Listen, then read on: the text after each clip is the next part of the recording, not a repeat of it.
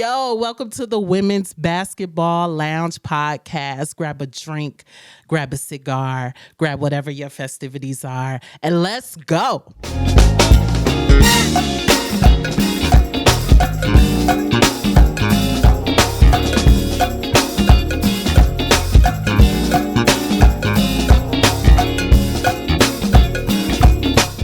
Let's go. Welcome back. Happy New Year. Welcome back. Happy New Year. 2025. You ready? 2025. That seems like a century from now. Yeah. I mean, it feels like that. I don't know where 2024 went, but it got right on out of here, didn't it?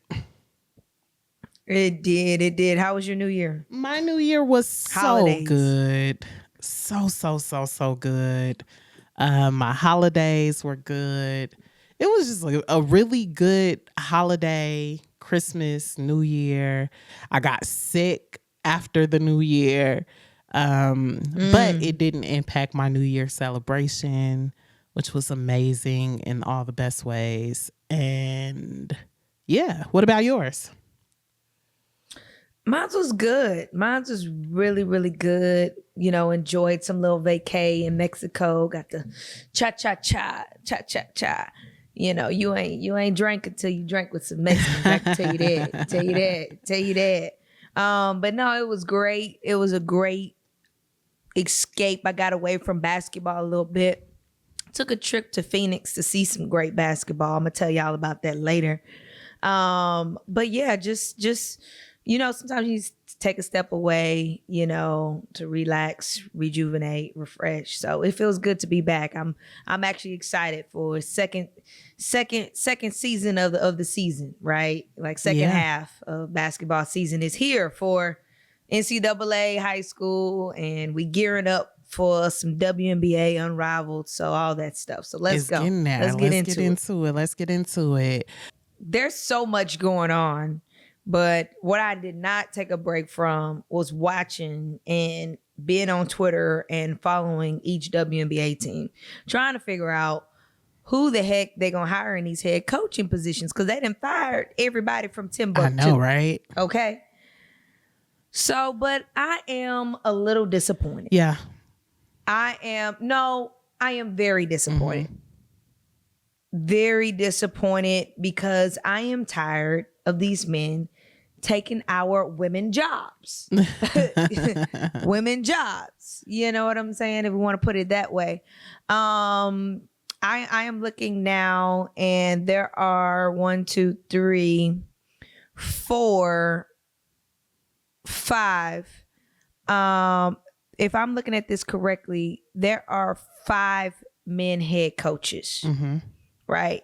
And there's only 13 teams. Right? So, no, 6. Sorry, 6. There are 6 men head coaches, in which you add on the Valkyries, which makes it 13, which is a woman coach. Okay, yes, you got 7 women, 6 men. But if the Valkyries was not in the play, it would be half and half. It would be 12 and 12. And I just think that is ridiculous to have half our women's league being led by men's coaches. Not to say men can't coach, whatever. I just think that representation is important in a league like this. I mean, I'm gonna stop talking there. What are your thoughts about this? I agree with you. I think there are 2 things that concern me about this. And the first is that, like, for me, it's more that so many women were replaced by men this season. There's a lot of that. I think what we got for Chicago Sky, Teresa Weatherspoon was replaced by Tyler Marsh. I mean, no shade to Tyler Marsh. He comes from the Aces. Love Tyler Marsh. Love him. And then we've got the Atlanta Dream. Tanisha Wright was replaced also by a man, Carl Smesko. Who is that? I don't know. I didn't look him up. Exactly. Not important. Does not represent Atlanta. if you know what I mean. We've got Latricia Trammell, who I called Patricia in our last episode a number of times. Oh, you did? I didn't even catch it. It's La. It's definitely La. Okay, she's from Oklahoma. Replaced by Chris Cocklanes. So, and the list goes on. I think what concerns me is that so many women were replaced by men. I don't think it's necessarily, I mean, to your point, like, it's not to say men can't coach women's basketball. We've seen men do it over and over again and do it well. I think what bothers me about it is that we don't see that same distribution in professional men's sports. So what's happening then is that the opportunities appear to be taken away from women, and those same opportunities on the other side are not being granted. So it just appears that, like, is like a sort of a wipeout almost, where it's like, it's not like those women can just go coach in the NBA. You know what I mean? Right. Like, because we've still not seen that. Right. And all of these men can probably go coach in the NBA as assistant coaches and can be future head coaches in the NBA. Let's just be honest. Right. But like, Teresa Witherspoon can't go coach in the NBA. She probably can't even, it'd probably be hard for her to get a video coordinator job in the NBA. You know what I mean? And so that's just what I'm upset. And then we're not even talking about Noelle Quinn. We talked about, you know, the Storm being in all kind of cahoots and everything, but she might lose her job after this investigation. And will she be replaced with a man? And will it be even, you know, or will it be you know, will it not be even where the men are 7 and the women are 6? You know what I'm saying? So I'm just shocked right now. Like, literally, if you look at this, the only returning coaches right now is Becky Hammond from the Aces. Okay.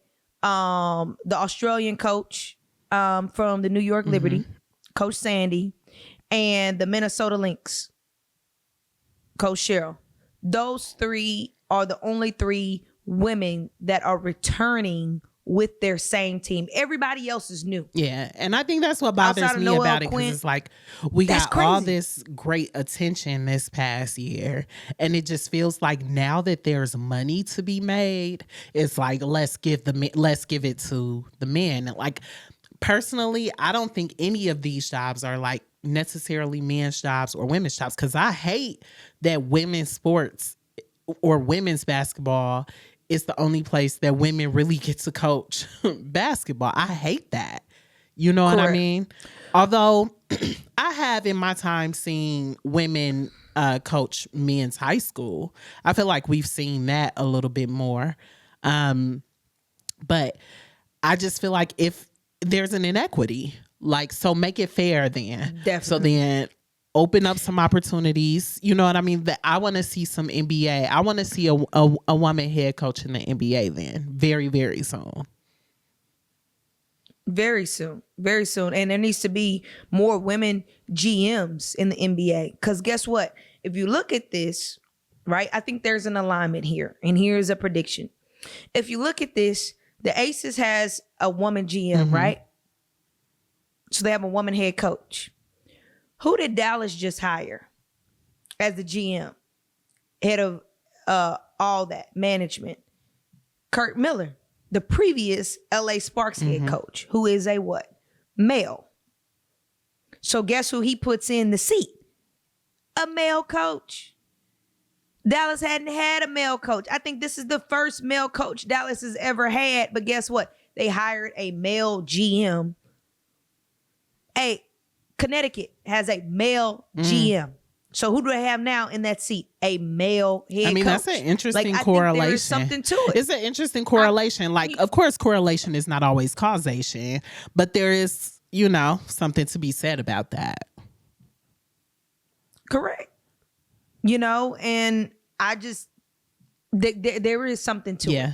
I do believe. And so we as women got to, not to get into all business side so much, but we need to get into those positions, those GM positions, so that we can have a little more control of those head coach positions. It's just something different. I mean, what about you, Mick? I mean, hooping, growing up playing basketball, did you ever have a male coach? I know when I had a male coach, it was a different game. It was a different ball game. There were some things I was comfortable saying, some things I wasn't. But with a female coach, I just felt like I played better. And that's just my preference, right? I'm not saying every woman plays better, but I played better when there was a female coach as the head. Yeah. I mean, the coach of our high school girls basketball team was a man. And Rodney Fisher, a white man at that, coaching urban basketball, and had been coaching for that team for years and years and years and years and years and years and years, and ran a very successful basketball organization. So for me, it's not necessarily odd, right? I just think like it's the inequity, like I said, that bothers me. I don't think. Yeah, I'll leave it at that. Like, I don't know if I think that there was like, in middle school, our basketball coach was a woman. You know what I mean? But I don't think like, and ironically, in high school, the coach of the boys team was a woman.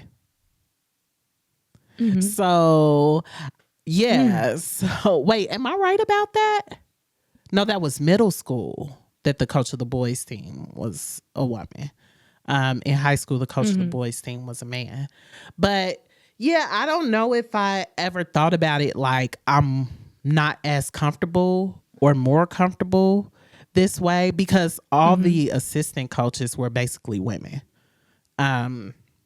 Okay, that helps. That definitely helps. So I don't know if I ever really thought about it like that. But yeah, it's the inequity for me. Like, how are we? Somebody should be appalled by that we took how many jobs away from women, you know what I mean, without those opportunities existing somewhere else for them. Right. And then the women having only 1 year contracts, not even giving these women, like none of these women were on staff for more than 3 years. None of them. None of them. Right. So, I mean, Latricia was on staff for 2. Teresa Witherspoon was on staff for 1. I think the Atlanta was on staff for at least 2, right? She was on staff 2 or maybe 3. 2. 3 years. For 2 for sure. But, yeah.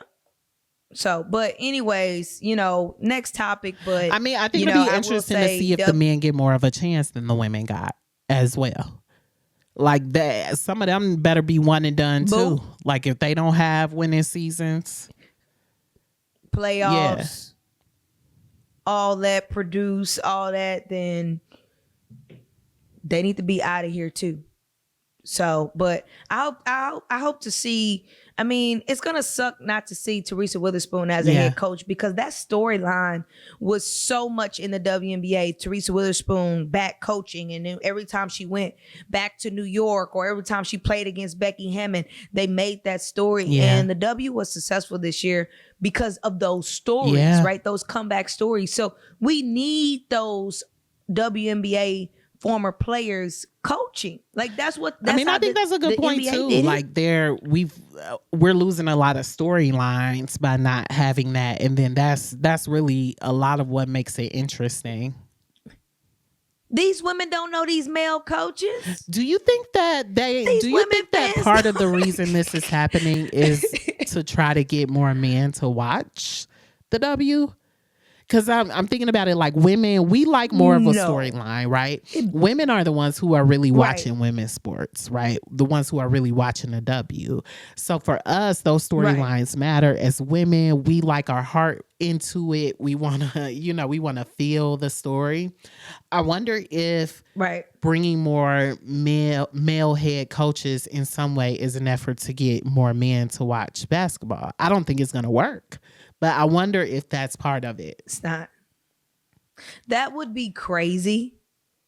That would be crazy because that tells you, like, that says a lot about women, what you think about women coaches, right? We're not better than the male coach, or we can't elevate the game to an NBA caliber, league, right? Like all these things, like this is why representation is important. We are at the cusp of the WNBA franchise being $1 billion franchise, league, all these things, getting higher pay, all these things. And you don't want in the history books, well, I don't want in the history books, oh, it's because the WNBA, got male coaches. Yeah. No, I don't want them to give no reason of no involvement with we needed male coaches in order to elevate the game. Like I could see that storyline coming a mile away now that you said that. No, I don't want that. Yeah, I'm not feeling it either. All right, but let's get into some college ball. Let's go.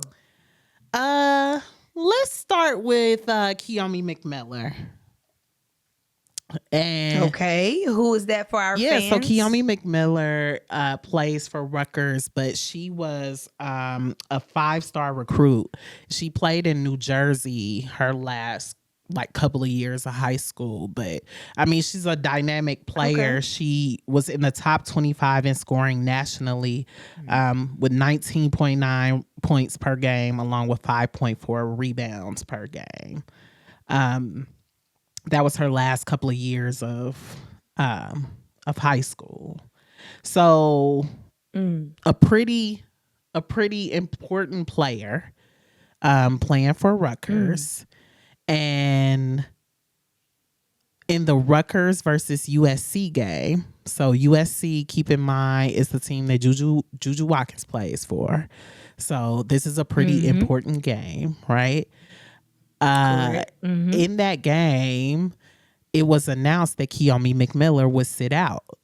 And actually, before the coach announced it, Kiyomi got on Instagram and announced it. And apparently it was the coach's decision. So before the coach could announce that Kiyomi wouldn't be playing, Kiyomi got on Instagram and made a post that says, "To my fans, I would like to apologize to my fans. I will not be playing in today's game versus USC, which is number 4 in the country. This decision was made by my head coach, Coquise Washington. Thank you for your continued support. God bless all of you. Kiyomi, the product, McMiller." She going to the portal. That's why I'm like, she gonna be gone. She going to the portal. She gonna be gone.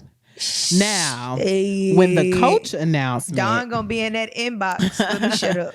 When the coach announced it, the coach, Rutgers, I'm not gonna say the coach announcement. The Rutgers organization announced it. It said, "Kiyomi will miss tonight's game due to coach's decision. We will handle the matter internally." Like, what is the matter? Why did you say that? That feels messy to me. You could just say Kiyomi McMiller will miss tonight's game. It's a coach's decision, period. When you say we will handle the matter internally, that implies that there is a matter to be handled. Like, you know who's the best at that? Kim Mulkey. When she had to remember when she had to sit out Angel Reese? And everybody was like, why? Kim Mulkey didn't get no explanation. She didn't say they're going to handle the matter internally. She was like, she will sit out until further notice. Okay. And we are keeping this internal. This is our business. This is the team's business. And that's all Kim Mulkey said. That she handles that great. But this right here is giving messy.com. It really is. And then let's add a little bit to that. Rutgers did, in fact, lose that game to USC. Of course. By how much? Rutgers, the score was 92-42. They ain't even scored 50 points. 92-42. And you set your star out. That's crazy. Hey, what classification is McMiller? She's a freshman. She's a freshman. Oh, freshman. Ooh, well, she won't be playing for Rutgers long. I believe she's a freshman. I can tell you that. Let me make sure. I'm pretty sure she's a freshman. These college coaches, I was literally watching this on, you know, the University of Miami head coach stepped down. Girls. Yeah. And there's a couple more coaches stepped down, and their reason was purely being, and I need to stop with this bottle. Yeah, she's a freshman, by the way. That's crazy. Their reason for retiring out of girls basketball, and there's been some head boys basketball coaches, is because the players have all the power, right? You bench me, okay, god dang it, I'm going to go to the portal. I can go to the portal before the season ends. I can start talking behind your back with other coaches to go get 80K, 100K somewhere else and transfer and be in a better season. So, I mean, these coaches, I mean, right now, the NCAA is all in the players' hands. So, I mean, the Rutgers coach should have handled that way, way better. I don't know what's going on. I don't know why.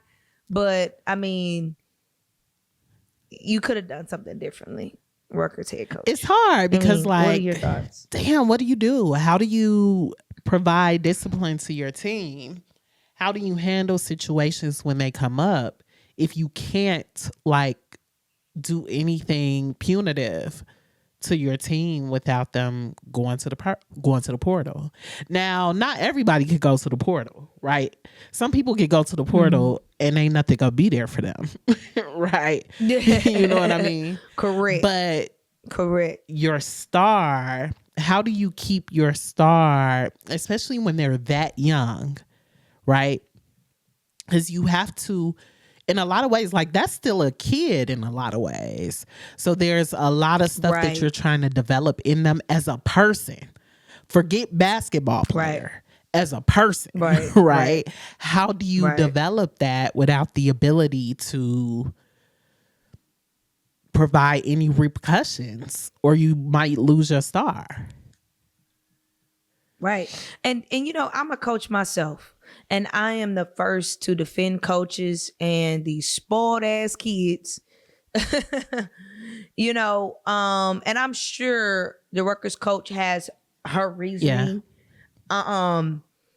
But I wish the Rutgers coach, like, they need to implement, you know, social media policies, because, like, if I was a Rutgers coach, because you shouldn't be posting about that, you know, your playing time on social media. Well, it's definitely an act of defiance. Like, you need to sign a contract. But what you gonna do? Right. Like, I mean, I wonder, did they sign a social media contract? Like, you know what I'm saying? Like, you don't be posting about playing time to the team, all this stuff on your social media, period. Like, that should be automatic implemented. So what do you do if they break the contract? There will be financial consequences. Okay. So you think they should be fined? You know, yeah, financial consequences, physical consequences, and game time consequences. Okay. So from a fan's perspective, though, like from a player's perspective and fan perspective, like, I feel like if I'm not going to play in the game, then I want to talk, because do you know how many people were waiting to see her in that game up against Juju Watkins? You know what I mean? Like, do you know how many people were waiting for that? Like, I want to be able to tell my fans I'm not playing. Okay, great. But just like in a professional league, there are, like, right now you're getting paid. You're in NCAA. They didn't open up the can of worms. You didn't open up Pandora's box. You are now considered a professional athlete. Right. What comes with the territory of professional athlete? You have to abide by your employer, right? When you get those WNBA contracts, NBA contracts, you have media contracts where you can and cannot say certain shit in social media and in the media. Period. Agreed. Like, I mean, that's any job. I have a social media contract right now with my job.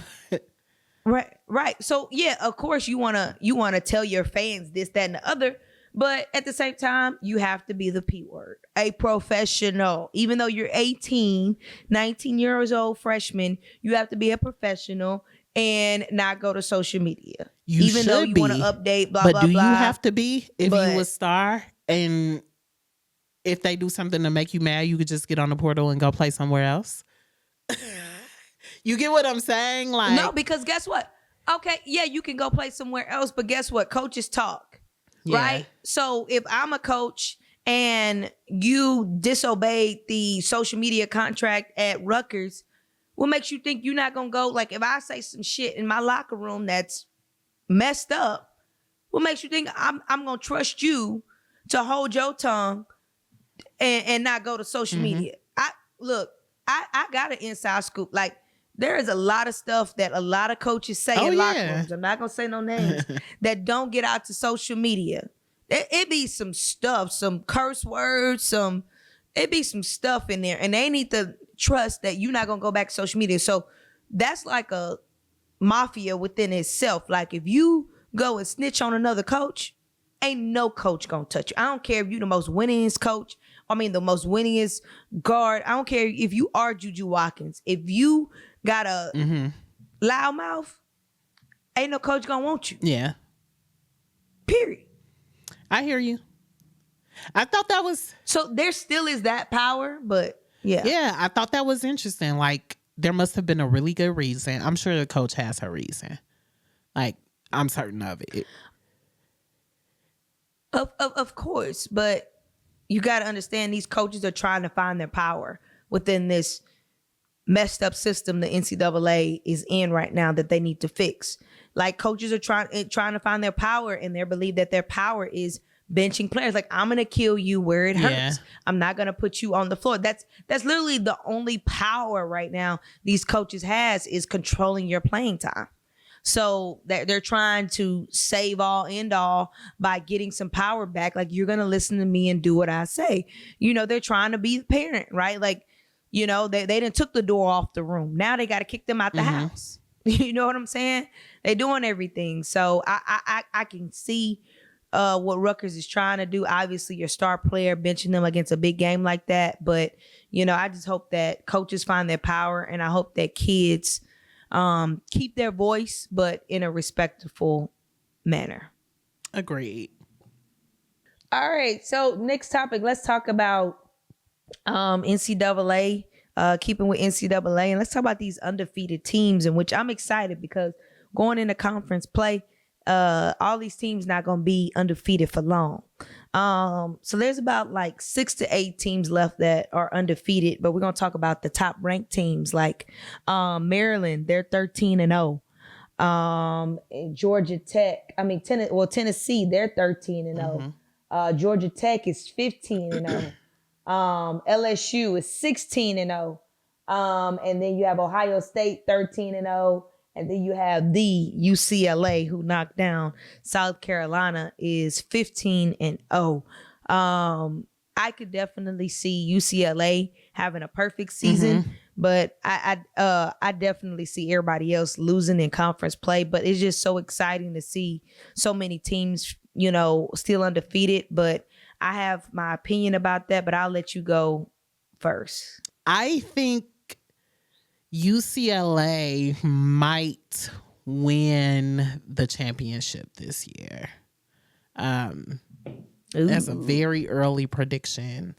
I'm with you on a lot of the other teams, like having taken L's, like as the season goes on, especially now that we get into the second half where it really matters. Like, I think as they get into those conferences and stuff like that, I think those other teams we will see. But UCLA looks really, really good this year. I think they're going to be hard to beat. They do. All these Power Fives to me look really good. Like, UT's only lost one, and that's to Notre Dame. Notre Dame's only lost one. I was going to say, Notre right? Dame like, also North looks Carolina, very fucking good this year.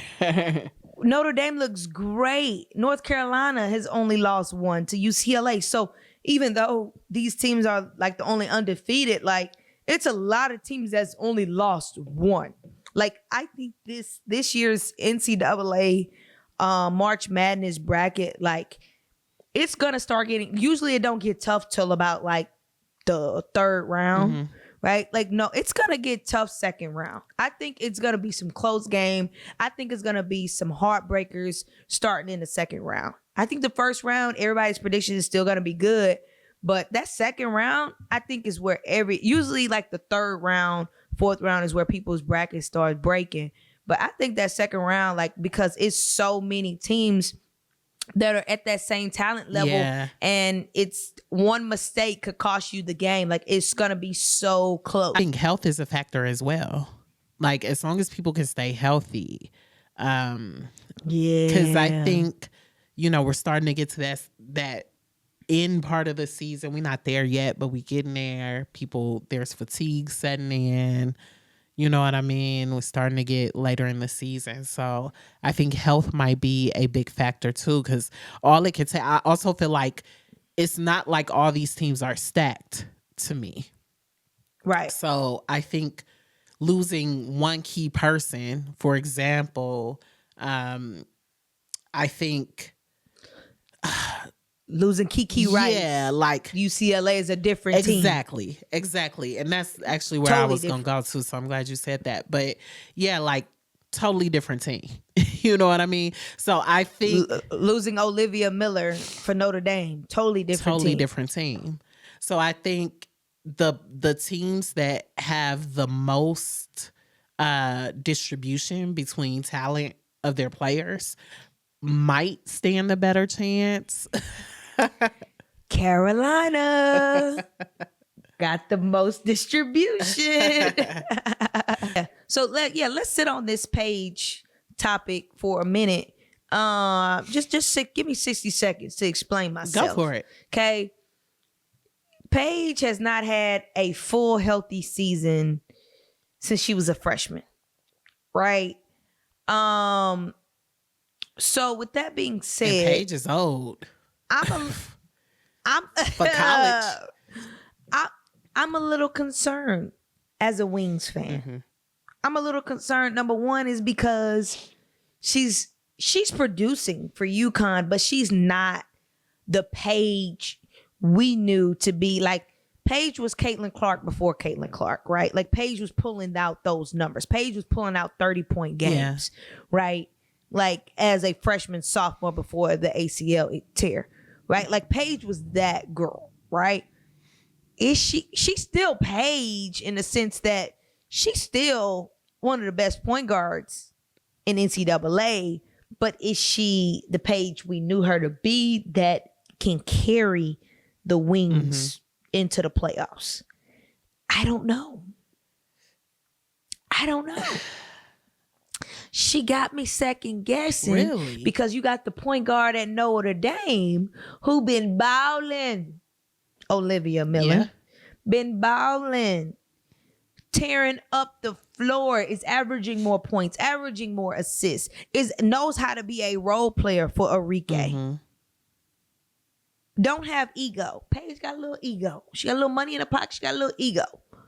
You know, we at Dallas, we need humble people because we already know Enrique got enough ego. So, that's another, we're gonna talk about this as we go into the draft and all that at the end. But that's an interesting shift. I'm saying it here first on the Women's Basketball Podcast Lounge Podcast, okay? I don't know if the number one draft pick is in the bag for Paige. That's all I'm going to say. I don't think she's 100% secured it yet. I think it's still a little door that can open for some of these point guards. Fair. We gonna see what happens. Do you have anything to say about that? I don't. I think Paige is still gonna end up being the number one pick. As long as she stays healthy. I think if Paige does not stay healthy, she's not gonna be the number one pick, like, period. But the Wings is known for drafting injured players. I mean, the Wings are known for fumbling, but I think the problem is, here's why I think the Wings will still pick up Paige, because they don't want anybody else to have her. I think just because of that, like, alone. Because Olivia, she's going to make an impact on any team she's on. Um, I think there's a level of, I think it could go either way, but I think they'll pick Paige because they don't want anybody else to have her. It's star power. Olivia doesn't have the same star Yeah. power. Right. Yeah, she's getting a lot of attention, but she don't have the same star power as Paige. Right. Okay. We will definitely table this conversation. Yeah. Yes. We gonna see. Let's get into some high school basketball, something that people, don't normally talk about on podcasts. But we're gonna talk about it. Let's do it. Hey. Shout out to Waka Flocka fame. Hope you're recovering well, sir. Yeah, I saw that. Not you got jumped by 10 million plus. It's wow. Lord. First, let's talk about a young lady that I just want to put on everybody's radar. Kira Reynolds. She is a 6'4" high school senior, and she's already committed to Purdue. So she's gonna be at Purdue next year. But she's a 6'4" high school senior who plays for South Bend, Washington, who is also the team who was the 100 versus 0 team. And apparently this is just what the fuck they do. Like, they just beat New Prairie. If you're from Indiana, you know what that is. But they just beat New Prairie 85-12 last week. So they just run in circles. But part of the reason they're doing that is because of a young lady named Kira Reynolds. And Kira Reynolds, during this win over New Prairie, put up a quintuple double. She scored 14 points, got 18 rebounds, 12 assists, 11 steals, and 10 blocks. What? Insanity. What the? 10 blocks? 10 blocks? 10 blocks and 11 steals is diabolical. Okay, you know what these stats tell me, like a coach? You know what this stats tells me? She tried to hold back. 14 points. Mm-hmm. But you get 18 rebounds and 10 blocks. She's a team player. And how many assists? Yes. 12 assists. 12 assists. She tried to distribute the ball. The team they were playing was so terrible. She tried, Lord. She tried. Lord. Has anyone a quintuple? I didn't even know a quintuple double. Quintuple double. I'm pretty sure they made it up. Is she like the first ever? Nah, I don't think they did. But right, yeah. Probably Cheryl Miller did something like that. But geez Louise. Yeah, she's a strong candidate for Indiana Miss Basketball 2025. A lot of people think she'll get it. Oh, yep. She recently became the first player in IHSAA girls basketball history to reach 1,000 points, 1,000 rebounds, 500 blocks, 300 assists in her career. Wow. Do you know why she chose Purdue? No. I don't think I know why. But I mean, Purdue is right curious. There. It's the hometown hero. Like, it's right there. Gotcha. Yeah. She want to pull off the Asia Wilson, the Juju Watkins, sense. Everybody going to their hometown. It makes sense. Yeah. Either it was, I guess technically Notre Dame is the hometown, technically, because she in South Bend, but it was either going to be Purdue or Notre Dame. I wouldn't see it being Indiana.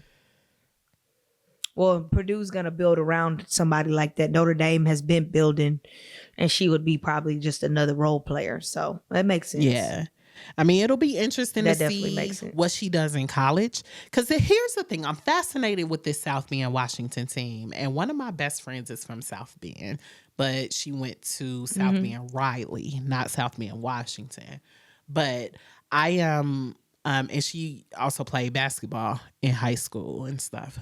So I'm fascinated with this South Bend Washington team because I can't tell if they're good because if they're beating teams because they're that good or because everybody else is that bad. Right? It's Indiana. Like, Right. I can't tell which Right. one it is. So I'm excited to see what happens when she gets to college. Well, I'm sure, like, I'm curious to see if that team is actually in like tournaments that are challenging, right? Like if they are as good as they say they are, and um these players are top 5-star, 4-star players, then they need to be in these tournaments. So I'm curious to see. And going into the other high school topic we had is I went to the Nike tournament in Phoenix over the break. It was right before Christmas. The Nike tournament, for y'all that don't know, the Nike tournament it's invite only, right? You have to get invited, okay? And like they get the top best high schools across the world, right? Across America. And no, you can even say the world because there was an Australian team in this Nike tournament, okay? And so they try to get a lot of exposure. Like D1 colleges are there over that break, and it is like the best of the best high school basketball. Okay. If your team didn't get invited, it's because they're probably just not the best or whatever, right? But when I tell you it's some great basketball, like it's some tough basketball. Like you're not playing, like this is a tournament where you got to coach, right? Because everybody out there has some talent. Yeah. Right. And so you're not playing scrub. So hopefully South Bend is in these tournaments and playing in these tournaments like the Nike tournament or the Hoop Fest and all these tournaments to give exposure, because, going back to the last episode, that 100-0 doesn't teach your team anything. Right. And so you should be I'm like 85-12 ain't teaching them nothing either, which is why it's like, what's really happening here? Right. Exactly. But man, let me tell you about this Nike tournament though. Let's talk about it. Man, I sat right in, I was blessed to have been invited, and people been kind of taking me under their wing here in Dallas and just kind of showing me the ropes of the best high school basketball. So I was invited to Phoenix by a recruiting company that handle and recruit high school players to be able to go to college. Obviously not Texas players because that is illegal in Texas, but they have players from California and all over, right? New York, all over. And so I got to go, and the star of the show was the championship game, right? I don't know if you remember me introducing Special K on the episode. Yeah. Introducing you to Special K, Ontario Christian, right? They came here to Dallas and they beat our best Dallas teams by like 20, 30, right? 40. They were undefeated. Yeah. Right. For those of y'all that didn't watch the episode, Special K is sponsored by Adidas. Candace Parker is actually calling her protege. Candace Parker is saying she is basically the next Candace Parker. She is the next generational player. Candace Parker is saying she's gonna be bigger than Juju, right? Like that's how special Special K is, right? And so literally she was in the championship game versus Archbishop. They're out of San Jose, California. So Archbishop, they're both prep schools. Archbishop is coached by a lady named Coach Sue Phillips, who is great friends with Don Staley, who has coached Team USA, who has coached 16U USA, 17 USA, who has won several gold medals, right? And is one of she is named in ESPN the best high school coach ever, right? That's who Ontario Christian is going up against. So literally the seats, the fans, the stands, it is packed. Mind you, I have freaking Don Staley sitting behind me with her whole staff. I got LSU, I got A&M, I got UCLA head coaches are there. Right? The Baylor head, normally when you recruit, they send assistant coaches, right? Like literally the only head coach that came to Hoop Fest was Kim Mulkey, right? But you got plenty of Power 5 head coaches in the building, right? To watch this game. That's how big it is, right? And Archbishop got out coached and kicked Ontario Christian's ass and gave them their first loss of the season. And when I tell you it was such a good game. When I tell you I saw the best high school coaching in the world, like I literally DM'd her on Instagram and was like, I'm a fan. Like I will fly out to California to watch one of your practices, camps, whatever. Like when she literally out coached and knew everything special, like studied the game. Like you could just tell everything she demanded, just for our commanded. Fans, give us one thing that kind of stood out to you about her coaching. She would whistle. I can't even whistle. She would whistle. Right when she whistled, the whole team would look at her and she would say something and the entire bench would repeat it. Oh, like, a system. For me, I as love a coach, system. Yeah. System. The system was everything that she ran. I mean, if you've seen Ontario Christian play, I mean, their pick and roll is unstoppable, and she threw out a defense to stop that pick and roll. And just didn't allow them to do what they wanted to do like every other team. And so she also has a 5-star player on her team, who is being highly recruited by Don and everybody else. So both teams is being recruited. And I just want people to know, and I wanted to talk about this. Y'all, the women's basketball game is in great hands. If you go to these high school tournaments, these elite high school tournaments, like you're seeing 6'2", 6'1", 6'3" players as guards and are shooting the three, handling it with confidence, rocking the gym. Like it is looking great. Like I am so happy to see it. And it was just so exciting to see stuff like that. And it was amazing. It was amazing. Super dope. I love a good system. Successful coaches. Everybody got to appreciate it. I feel. Discipline. Yeah. Discipline.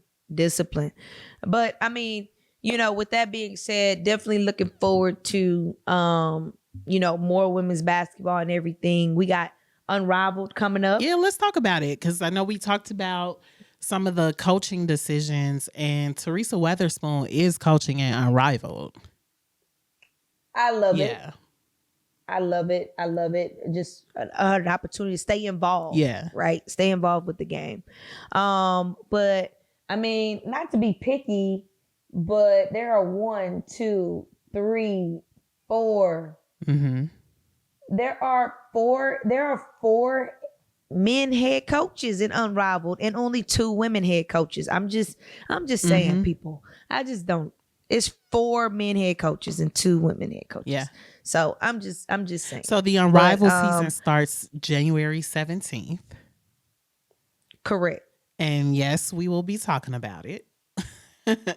Definitely. Can't wait. We might do a live stream. We might. For at least one game. Not commit to the 17th, but we're gonna do a live stream. 1 or 2 of them, maybe. Like 1 for sure, 2 if you're lucky. Do you think they're gonna play hard? That's the question, right? Because we've got some. Let's talk about just some of the people who are playing in Unrivaled. We got Enrique. We've got Chelsea Gray. And that makes me nervous. We got Chelsea Gray. We got Angel Reese. We got Kalia Cooper.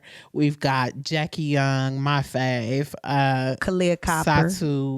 Copper. Oh, I don't know why they have her on here as Cooper today, but Kalia Copper. I do know it's Kalia Copper. Jackie Young, Satu Sabali. Who else is playing? Natasha Cloud is playing. Skylar Diggins-Smith is playing. These are just some of the names that stand out to me. Williams. Jewel Lloyd, Brianna Stewart. Cameron Brink. Nafisa Collier. Yeah, Rakia Jackson, Courtney Vandersloot. Brittany Griner's playing. Dejanay No, I don't see Dejanay Carrington. Yeah, Yeah, She's Dejanay playing on the team with Jewel Lloyd. So and Brianna Stewart. Yep. So that's gonna be a team. We're gonna get to that in a second, but let's talk about, are we worried? Do we think they're gonna play hard? What do we think? This is the first time ever we have a mini league outside the WNBA here in the States. You know, and I get why they created it, right? So that women don't have to go overseas and play to make more money. But this is kind of gonna be a test trial. Because if they don't play hard, then this league is not gonna get any momentum. Right?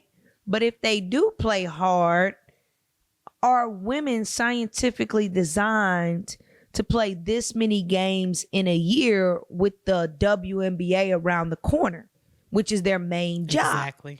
I don't want to be negative Nancy, but I'm definitely curious. Like this is a scientific experiment. It is. You know what I'm saying? Like it really is. Like I don't know. So like I was reading Brittany Griner's book and it's out there in the open.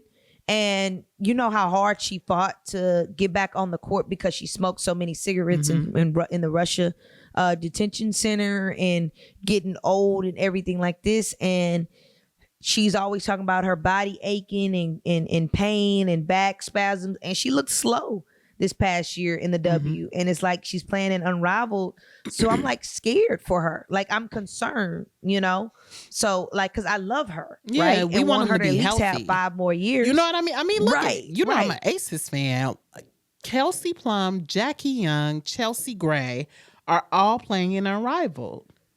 That makes me nervous. That makes me very nervous. I don't think Chelsea Gray should play. Yeah. I'm like Chelsea, but at the same time, I think it could go either way, right? It could also be, I think it could work well for a player like Chelsea Gray, whose injury sort of had her out for a while. And when she came back, it was taking her a long time to find her rhythm. I think this type of situation, this type of competitive situation can actually work in her favor just in terms of helping her get back into it. Right. And then I will say, let's talk a little positive. It is 3-on-3. It's 3-on-3. Yeah. And there are a couple of one-on-one tournaments within that. Right. So it is 3-on-3. So it is a little more funner. It's not full. Is it full court? It's not full court, right? I'm not sure actually. No, it shouldn't be. 3-on-3 shouldn't be full court. And if it is, yeah. So it's not full court and everything like that. So it's not going to be as much wear and tear, and it's kind of going to be a moment for players to kind of showboat and shine and, you know, show, you know, their lengths. I mean, you know, some of their strengths in the court that they don't get to see in team basketball. So I'm excited to see how this experiment is going to play out. I want this league to be successful, like hands down, but I also want it to not take a toll on the WNBA. I agree. I think it's also a really good opportunity for them to show some versatility and show that they can play with various different types of players and, to your point, flex a little bit as well. So I'm with you. I'm excited to watch it. I feel like this is going to be some really good watches. So we will get back to you guys on what game we will live stream so you guys can watch it with us. But I'm looking forward to talking about it. I mean, a lot of my favorite players are playing in this league. So man, okay. Let's talk about the personnel on each team, like who they're playing with. Let's talk about the Laces, right? They got 4 Aces players. Like this can't be more obvious, right? Like Jackie Young, Tiffany Hayes, Kate Martin, and Stephanie Dolson, right? 4 Aces players. But then with those Aces players, you put in Kayla McBride and Alyssa Thomas. You got Alyssa Thomas, Beast Mode Alyssa, playing against Beast Mode Jackie Young and Tiffany Hayes. Yeah. With a 3-point shooter, Kayla McBride shooting clutch. And Kay Martin. I I think mean, these are all players who are just going to kill it. that's ridiculous. I mean, like, and then you have, okay, there's a team called the Lunar Owls. Okay. I mean, this team is going to put in work. I mean, you got Skylar Diggins, Ashley Gray, and Courtney Williams. Those 3 guards are literally the top point guards in the WNBA, period. And you got Cam Brink on there. Like, Cam Brink didn't get a lot of time to play this year, but she was one of the players I was most excited to watch last season. She just got injured. But I loved watching her in college. She's a phenomenal player. Correct. I was going to get to her, but I was just talking about on the point guards and the ball handling skill that this team has. And then you put in league runner-up. She got third for league MVP or second, one of the two, Nafisa Collier. Nafisa Collier carried the Minnesota Lynx. Like, I mean, phenomenal. Helped out with Team USA. I mean, can carry a team by herself. And you got her playing with Skylar Diggins, Alicia Gray, and her familiar point guard, Courtney Williams, that knows how to get her the ball. Yeah. Watch out for the Lunar Owls. I agree. Let's talk about the other rosters, and then we'll get to who we think. Some predictions. We got the Mist. Okay. And that's got Jewel Lloyd, Dejanay Carrington, Brianna Stewart, Courtney Vandersloot, Rakia Jackson, and Aaliyah Edwards. I think that's going to be an underdog team. I think people will underestimate this team. But you got some dogs on there. Rakia Jackson and Dejanay Carrington definitely are. And then you have Brianna Stewart, who's a little more polished. Jewel Lloyd is just a consistently good player. Right. I feel like what they're missing is a good true big. Like Aaliyah Edwards, I feel like she's trying to find herself and figure out her game at this next level. You don't feel like Brianna Stewart is a good big? I was getting to that. We all know Brianna Stewart is great, league MVP, but let's be honest, Brianna Stewart on defense, she gets pushed around. She's a little too skinny, all those things. I'm talking about a true big, right? Like if we talk about true big, like Nafisa Collier is a true big that gets rebounds, all those things. Like Brianna Stewart don't really rebound well. Like Alyssa Thomas is a true big for the Laces, right? Like Brianna Stewart, she gonna give you a lot of offense, but is the defense there? Like, do they have a true big? Brianna Stewart is a shooter, I don't know. So I think they are missing like a true big in this one. So that's why I am thinking they are the underdogs in this one. So fair. Then we got the Phantom. We've got Natasha Cloud, Marina Mabry, Satu Sabli, Katie Lou Samuelson, Sabrina Ionescu, and Brittany Griner. There's a couple of shooters on this team. Natasha Cloud and Marina Mabry. And Sabrina. Yeah, of course. Yeah. And Satu. Like you got 4 shooters. Yeah. Like, get out of here. Around Brittany Griner. That means you got to play up and you got to double team the paint. Like the Phantom, oh my gosh. Yeah. They're going to kill it. And then finally we got the Rose. We've got Chelsea Gray, Kalia Copper, Angel Reese, Brittany Sykes, Lexi Hall, and Azura Stevens. This team should be called the Dogs. Cause this is gonna be a fun dogs. team to watch. This is dog. Like they are all dog. They all grew up in the trenches on them courts. These are dogs. Yeah, that's gonna be a really, really, really fun team to watch for sure. Definitely, I'm excited. Especially, Brittany Sykes was like defensive player of the year at one point in the W. She gets so many steals, long arm. Like this team is gonna do all the little stuff that other teams aren't gonna do. So then we got the Vinyl. I like their name because I like finals. But we've got Arike Ogumwale. We've got Ryan Howard, Aaliyah Boston, Jordan Canada, Ray Burrell, Dearica Hamby. And this is the team that's being coached by Teaspoon. Ooh, shit. Yeah. Enrique being coached by Teaspoon. Can we just have a moment? Can we just have a moment with Teaspoon coaching Enrique? Oh my gosh. Yeah. That's going to be fun. I don't feel like this. I don't know. It'll be interesting to see what happens. But for me, this team doesn't feel as well-rounded as the other. So it's a good team. It's a good thing that they have a really good coach. Because for me, it just doesn't feel as well-rounded to me. It's not. But guess what?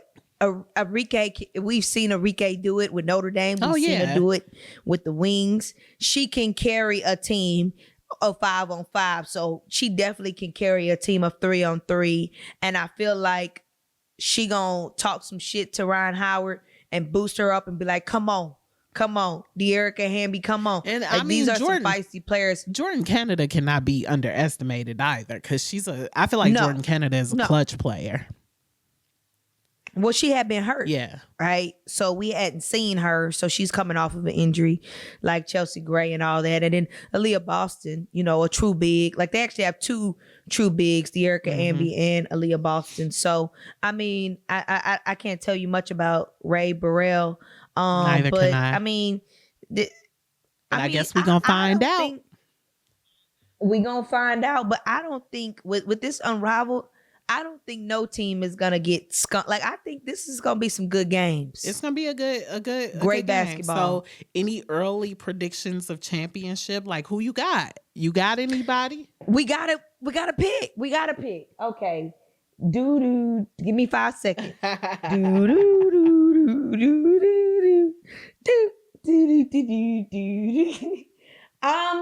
I'm going with Team Phantom.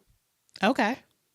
I'm going with Phantom. The reason why I'm going with Phantom is because Sabrina's coming off of a great year, being a champion, knows what it takes to win a championship. You have a veteran point guard, Natasha Cloud, right, with the leadership. You got shooters. Satu Sabli wants to show off. She's in free agency.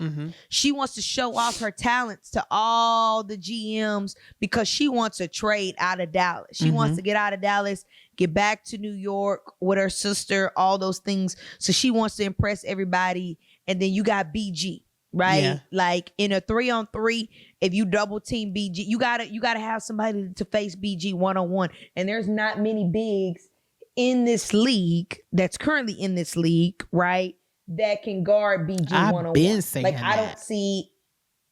I don't see anybody guarding BG 1-on-1 in this league. Unless a double comes and then you got the shooter. So I'm going Team Phantom for the championship. What about you? This is a hard one because for me, it's either Team Rose or Team Laces. But I think I'm going to roll. It's hard. I don't have as much confidence in... I think I got to go with Team Rose. I'll say it like that. I think I got to go with Team Rose because the Laces, and the Laces has a few of my favorite players. The Laces, I think, will win in pace. They got Tiffany Hayes, who just uses her body to just sacrifices her body for everything. But then they don't have like a big that feels big to me. Whereas the Rose team has an incredible rebounder in Angel Reese. I don't see that on the Laces. Like, who's the rebounder on this team? And I think you have to have that. So I'm going to go with... So you going... Oh, it's hard. I'm gonna go with the Laces. I'm gonna go against myself. You're not. You gonna go with the laces? Yeah, because the laces got 3 dogs. So you gonna go laces over the lunar owls? Yep. Okay. Yep. Because they got Alyssa she Thomas. said, They yep. got Tiffany Hayes. We got Kayla McBride. We got shooters. We got Jackie Young. You so Aces biased. It ain't even funny. It's ridiculous, How you figure that? Nick. It's ridiculous. How you figure that? I'm going with laces. You so Aces biased. Your mind is like, I need to say Aces. I don't even like I'ma the go with the name. laces. I wish they had a different name. And then Kay Martin don't play for the Aces no more. That's wild to me. Right. But yeah, I'm gonna go with this team because they got dogs. Alyssa Thomas is, you can't underestimate her, and then you put people around her. I think as long as Stephanie Dawson like shows up big, I think we're in good shape. Because we got Kayla McBride, who's gonna knock down a lot of threes. Tiffany Hayes is just gonna like use her body to make all kind of crazy shots. Jackie Young is a great defender. People don't give her enough credit for that. Kate Martin is a pretty consistent team player. Like she can be whatever you need her to be in the moment. And I think Kate Martin will really shine at 303.